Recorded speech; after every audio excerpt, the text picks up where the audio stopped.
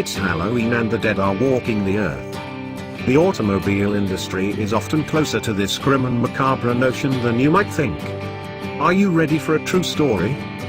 Ever since he was very young, Patrick Danies has loved T-buckets, two-seat Ford Model T replicas with immense, prominent engines.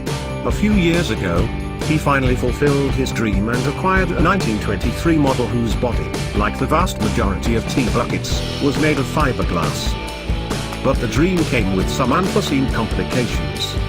Danies quickly realized that his beautiful car had zero storage space. When he went to modified car shows, he and his spouse had to stand the whole time because they couldn't bring chairs with them, or even a cooler, for that matter.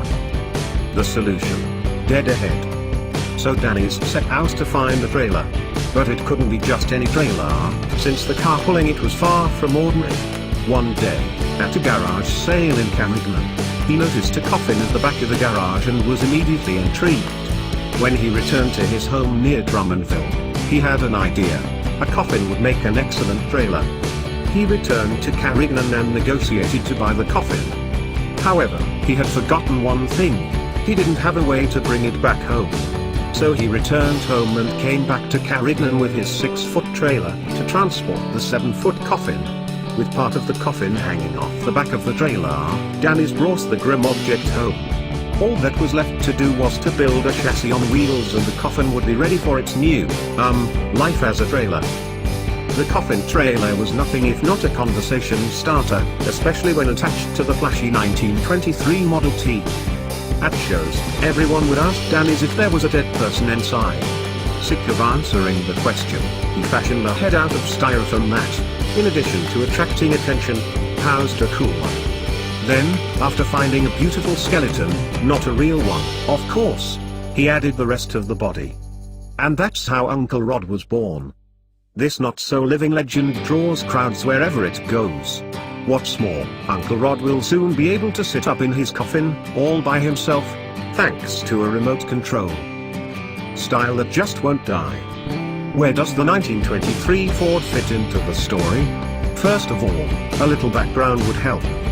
The T-bucket trend is far from a recent phenomenon.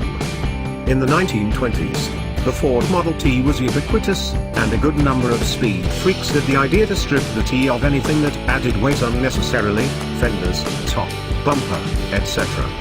The most highly prized version was the Roadster, a topless two-seater Model T, hence the name, T-bucket.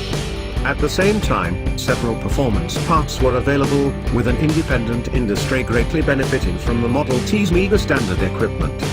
In 1932, Ford gave performance fans a gift by unveiling its V8, and before long, this engine made its way into Model Ts that were already stripped of their superfluous weight. Now 60 years have passed and there are no more original Model Ts to modify. The bodies are now made of fiberglass and the chassis are now custom-made. When Danies got his T-bucket, it was in good condition and functional, and yet he modified everything, from the suspension to the wheels to the intake to the chrome. Note that Danies, a machinist, isn't intimidated by mechanical challenges. Cold rod, meet hot rod. The engine is a Chevrolet 238 cubic inch V8 that develops about 200 horsepower. A lot considering the weight-to-power ratio. It has a 4-speed automatic turbo-hydromatic 700 R4 transmission. When Danies had purchased his T, the transmission was a 2-speed power glide, with the 700 R4 in tandem with a differential with a ratio of 3.73. The accelerations aren't as fast, but, at cruising speed, the engine revs a lot slower, thus improving the sound and fuel consumption. Danies drives his T-bucket a great deal, enough to know that it's stable on the highway and relatively comfortable in town. But I wouldn't drive it to Florida, he specifies.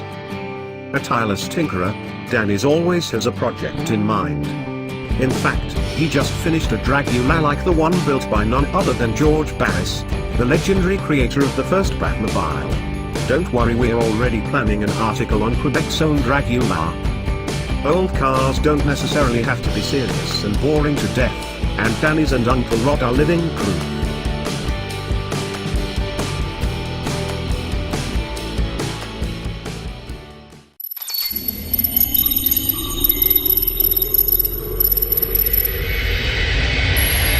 Thanks for watching. Subscribe now.